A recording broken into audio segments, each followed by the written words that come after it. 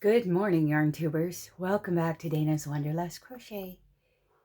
Dana and Dooley, he's sleeping. Sleepy head. He's had his breakfast in bed. He's still naked. He hasn't made the bed. He's had his ear medicine. Okay, so first, the good stuff. Kinda. My pattern winner, this last pattern winner, and the person who I redrew for the Sparkle Box, I haven't seen an email from. So let's get that done. Because I may not forget to redraw this time. I might get it done within 48 hours. Okay. And I don't normally do videos on Sunday morning. It's not a hard and fast rule, but this is on my mind this morning. So I wouldn't say I didn't grow up in a toxic environment. There was lots of love. There was some dysfunction. And I grew up in an environment that you could rise above situations, or you could get vengeful and become human again. So I've been dealing with, okay, so anytime, if any of you are thinking about doing uploading videos to your YouTube channel and starting to, do content and do what I do to, whatever degree, you put yourself out there to be vulnerable for attack, right? And I left a situation where there was a lot of people that I loved, but there was a couple that were so toxic. And in order for me to rise above and not react in an incorrect way, I left that situation. And I love a lot of those people still in that group, but for my own preservation, I left. And they know who I'm, if any of them watch this video, they know what I'm talking about. It's no secret. There was some toxicity that my way of handling it was not be part of that. It was unhealthy for me. Okay. And it's like a couple of them want to keep poking the bear.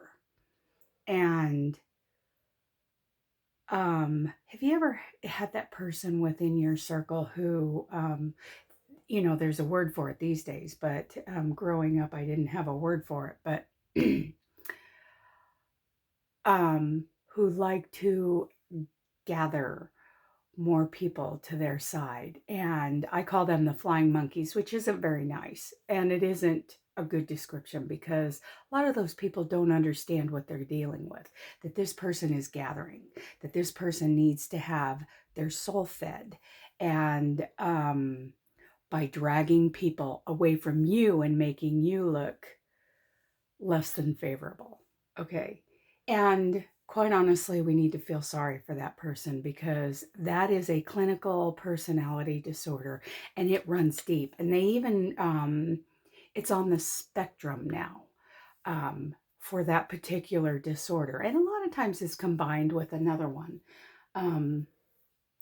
They have to feed themselves and they will come up with imaginary slights, things that, let's say, I have not really done, but they will make it look like I have, and they will gather people. It's like, how dare she hurt you like that? And, that kind of thing.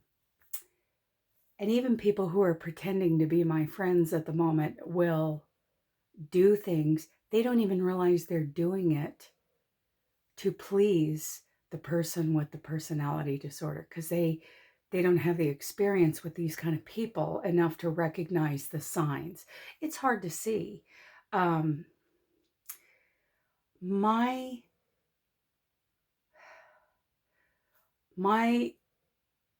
ethics, whatever you want to call it, my morality says you don't engage. You don't engage when that person's doing that because then you feed them more and they will dig in more. I hope some of you can understand what I'm talking about. It's on my heart this morning and I'm praying really hard because the people that want to, including the little person, you know, instigating, making all these little comments, talking about these little slides. Oh yeah, I forgot. Dana did this and Dana did that. Dana didn't do nothing but walk away.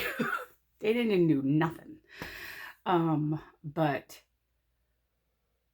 you know, some of these people are really convinced that I've done something horrible, and I'm sorry they feel that way, and I'm sorry for the person who is instigating all of this and ruin that group dynamic for me, really. And they probably don't even realize that they have a problem, and that's what's sad. That's what makes me kind of hurt for that person, but I can't engage, right?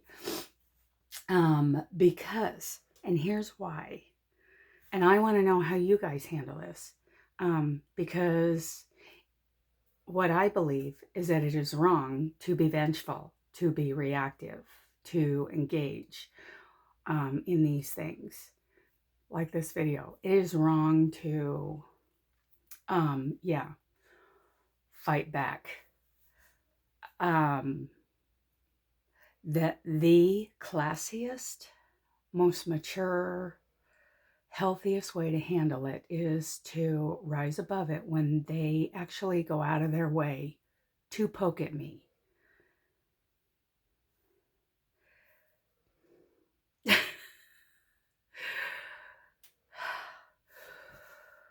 But the problem I'm having is they keep poking. I can get vengeful. I can lose my beliefs and my Christianity in my behavior.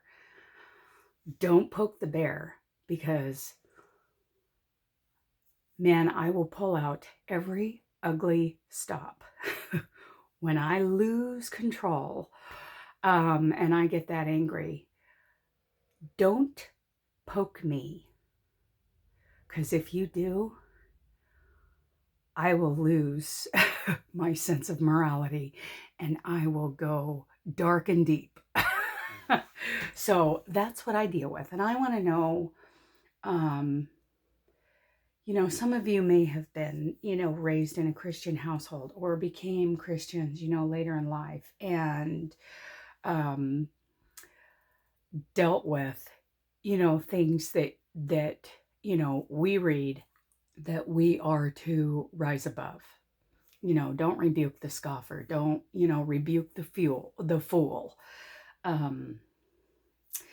Don't do it, and stay healthy, stay above.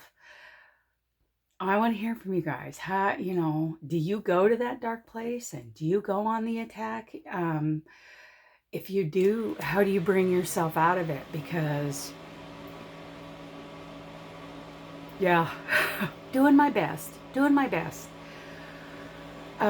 to purge,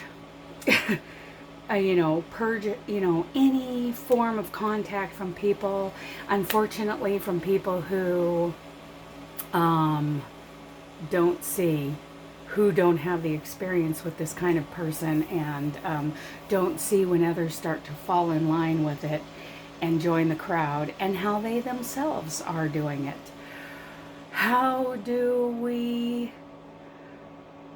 Boy, it is such an exercise in, those chemicals can come into our stomachs, and which is basically part of our emotion, and it can happen, chemical changes in our brains. How do we stop the, attack? Because, to the point where if someone hurts me, someone that I trusted, that's when I'm going to get ugly. That's when, my humanity comes out. Real humanity, true human nature will come out, and I will go on the attack.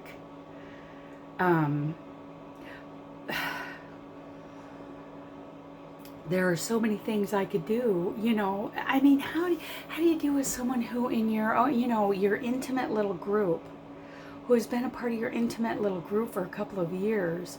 You guys have shared a lot. I'm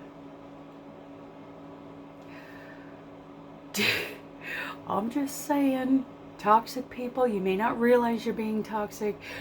But don't poke at me. Don't hurt me, because I am human and I will go on the attack and I will hurt tenfold back.